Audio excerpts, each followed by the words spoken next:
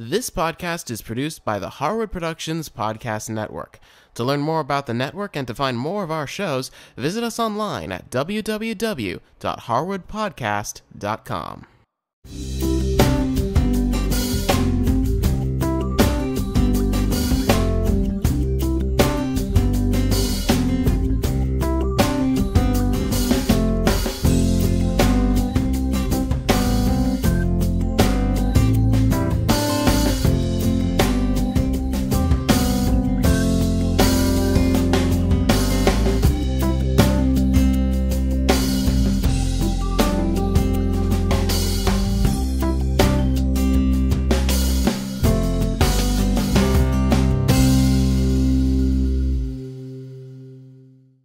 Hi, it's Cindy Harris, and it's getting to be Halloween. You've got to try these BlackOut Cupcakes. They're fantastic. We're going to first start by making the BlackOut cream, and in a medium-sized saucepan, you're going to want to get 3/4 of a cup of water. And then we're going to add to that 1/4 of a cup of sugar and 1 tablespoon of light corn syrup. And then we're going to mix these all together. Then I'm going to measure out 3/4 of a cup of semi-sweet chocolate chips. And I'm going to add that to the saucepan. Now, once that's in, I'm going to go ahead and take it over to the stove and put it on a low heat. Now, you're going to start stirring this because we want the chocolate to start melting, but you are going to think it is so wrong that you have all this water and these chocolate chips together with it. But let me tell you, it works out beautifully because this BlackOut cream is like a super thick chocolate pudding, almost like we're making. And because it needs to be really thick to make almost like a frosting, we've got to add some ingredients to thicken. So I'm going to take 1/4 of a cup of cold water and 2 tablespoons of cornstarch, and I'm going to mix those together to make a slurry. And then I'm going to go ahead and pour that into the chocolate mixture. At this point, I'm also going to add 2 tablespoons of heavy cream. Now, at this point, what we need to do is just stay with this and stir it. It's going to go through a number of changes within the next 10 minutes, but we've got to keep the temperature on low. Now, you're going to be tempted to want to turn the temperature up, but don't. There's too many ingredients in here that could cause this chocolate to burn, and we don't want to do that. So as you're stirring, you're going to start to see more and more steam coming off the pot, which is a really good sign. And then as you're moving the spatula, you're going to start to see that you make tracks. You actually, as you're stirring, you can start to see the bottoms of the pan.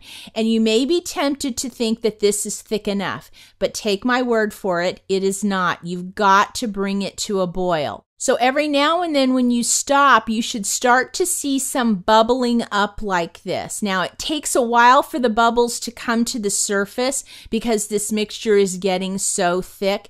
But once that happens, we need to let it boil for 1 minute. Then you're going to want to drop in 2 tablespoons of butter and switch out your spatula for a whisk. And you're just going to whisk this butter in. And it's amazing to see how this mixture starts to change. When we put the butter in, it really did kind of look like a thick pudding. But as you whisk the butter in, it starts to change and look more and more like a frosting. And that's what we're going for right now. Now, once there's no more traces of butter, we want to get this mixture out of the saucepan. So we need to switch to our spatula and go ahead and pour that into a medium-sized bowl. Now, we can't put this in the refrigerator yet because it's way too hot. So we're going to have to let this hang out at room temperature for about a half an hour. But we do want to put a little piece of parchment right on the surface of this so that a skin doesn't form. And then after half an hour, we can put it in the fridge for about an hour. Now we're going to go ahead and get our cupcake batter ready. And we're going to start by separating out 3 eggs. And if you've seen me do this before, you know I go ahead and start separating the eggs over a small bowl. And here's why. See how a little bit of that yolk got through? Well, that egg white we can't use. So I have to throw it away. And you can imagine if that was the last egg, I would have had to throw the whole bunch out. So this is why I separate into a small bowl, put the yolk in a bowl, and then transfer the white over into a separate bowl. It really makes it so that you have very little eggs that you have to throw out. The deal with egg whites is if you have any fat or any egg yolk at all, they won't fluff up. So that's why we have to be so particular when we're separating our eggs. When you're done here, you're going to want to have 3 yolks in a little bowl and 3 whites in a little bowl. Then I'm going to go over to the mixer, and I've got my whisk attachment on, and I'm going to put my 3 egg yolks in the bowl plus a 1/2 teaspoon of vanilla. And I'm just going to let those whisk around together for about a minute. Now I'm going to gradually add in a 1/2 cup of sugar. And the reason I want to do this gradually is I want to start getting some lift out of these egg yolks. Once I get the sugar all the way in the bowl, I'm going to put the timer on, and I'm going to let this run for about 3 minutes. Now, while the yolks are whisking away, let's go ahead and get our dry ingredients together. Now, I'm using some cake flour, and notice I have it in a little canister now. I'm not getting it out of the box like I once was. I'm going to take 1/4 cup of that cake flour, and I'm going to get 1/4 cup of unsweetened cocoa powder, and then I'm going to get a 1/2 teaspoon of baking powder. And then I'm going to take my small whisk, and I'm going to start whisking these ingredients together. And you have to take a moment and do that because the cocoa powder sometimes are in little lumps, and we want to kind of smooth that out as best as we can. Now back at the mixer, it's been about 3 minutes, and these egg yolks are nice and light and fluffy. So we go ahead and we're going to take the whisk attachment and the bowl off because now we have to beat up our egg whites. Now, if you don't happen to have an extra bowl and whisk, these are one of those occasions when it's really great. That way you don't have to transfer the egg yolks out and rewash everything because you absolutely have to have a clean bowl and a clean whisk when we put our 3 egg whites in, otherwise they won't whip up. And then we want to also add just a little bit of cream of tartar, just about 1/4 teaspoon, and that's going to help stabilize these egg whites.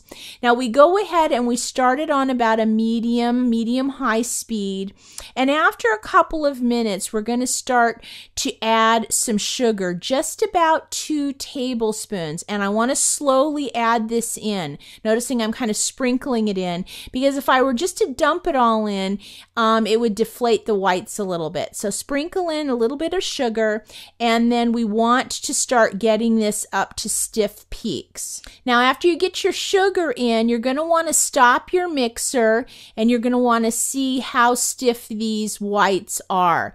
This is what we call a stiff peak. You can dip the whisk in, and the egg white stands up straight, so it's perfect.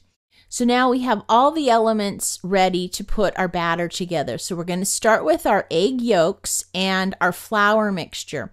And I'm going to take and put just half of that flour mixture into the egg yolks. And using my spatula, I'm going to give that a stir. And the reason is I need to kind of lighten those yolks up just a little bit more. And adding that flour can take a little bit of doing. So I want to go ahead and get that nicely mixed in. Then I can add the rest. Now, when you add the rest and you start to stir, you're going to notice it's really, really thick and there's just not enough liquid to pull it together. That's when you stop and add 3 tablespoons of melted butter.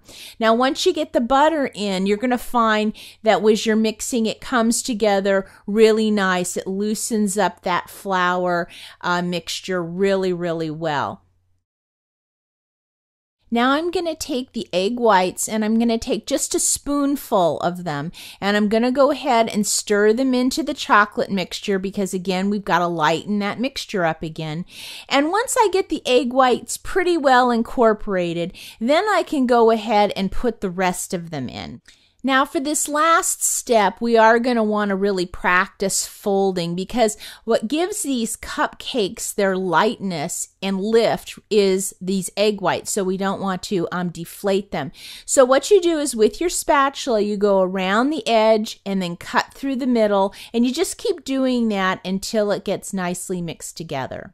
Now, as your egg whites get incorporated, your batter's going to get lighter in color, which is good. But you do want to make sure that you don't see any big streaks of chocolate, that it all gets nicely folded. Now it's time to get our muffin pan ready. And so this makes 12 cupcakes. So I found these great black cupcake liners at the store. So I'm going to use those. Then it's going to be time to divide this batter into the 12 cupcake wells. I use one of my cookie scoops, and I basically want to fill them up about halfway. Then we're going to take and pop these into a 350-degree oven, and these are going to bake for about 20 minutes. Now, when they come out of the oven, they will have raised right to the top of the cupcake liner, which is perfect. We put a toothpick in, make sure it comes out clean so they're nicely cooked all the way through. Then we're going to let them cool in the pan for about 5 minutes. Then we want to go ahead and get them out of the pan. I use a little fork to help me lift them out, and we want to put them on a cooling rack so that they can cool the rest of the way. Now, before we get started putting our cupcakes together, we need to get the topping done. And for that, we need some of these thin chocolate wafer cookies, and we need about 15 of them. And I'm just going to put them in one of these little sealable bags, and then I'm going to use my rolling pin, and I'm going to crush them to make cookie crumbs. Now, I start by kind of bashing them lightly, and then as they get smaller, you're going to find there's a little bit more air than you want in the bag. So a lot of times what I do then is I open the bag and then let that air out. Then I can go ahead and start rolling them actually with the rolling pin. So when you're done, they should really look like cookie dust is what it should look like. And if you find that there are some bigger pieces that you didn't get, it's no big deal. You can leave them, or you can just pick them up with your hands and kind of crunch them together. But this is what we're going for, is these sort of fine cookie crumbs. So now it's time to get our blackout cream out of the refrigerator, and you'll want to take that parchment off the top. And as you stir this up with your little knife, look at how thick it is. I mean, it really looks like real deal frosting, but it is this creamy yumminess. So we're just going to take and go ahead, and you can pile this on pretty good. It's not going to slide off. It's very, very thick. So put a nice coating on top of your cupcake. Then you're going to want to take and dip it upside down and roll it in your little crumbs, and it's a blackout cupcake. Now, as you frost the rest of the cupcakes, make sure you use every drop of that blackout cream. Well, these cupcakes are to die for, and if you serve them around Halloween, people are going to devour them. They are so scrumptious. Now, if you want to give them a try, just go to our website, visit the Cupcake show notes, and I'll have the recipe there for you. And always, if you have any questions, please send me an email. Have a great Halloween, and I'll see you next time.